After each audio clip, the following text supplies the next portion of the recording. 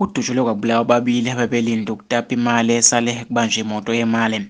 Amaphoyisa aseGauteng athi aphenya amacala amabili okubulala ngemva kokuba izigebengu bezibamba imoto yemali zivulele ngenhlamvu kumalungu omphakathi izashiya ababili beshonile.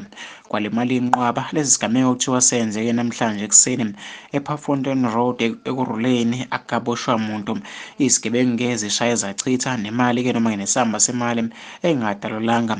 Amalungu omphakathi kuthiwa-ke abephumile ngobuningi bawo, kuthiwa-ke abelindele ukuzitapela-ke imali esalile kwimoto-ke yemali. Abantu abaningi bayakhuluma-ke ngodaba wey'ngane zakwethu. Nangomunye uthi-ke naseSoweto abantu babaningi-ke beyozicoshela imali, izigebengu-ke sezibalekile neningi. Nangomunye uthi kodwa kumuntu usondela kanjani esigamekweni esiyingozi kangaka?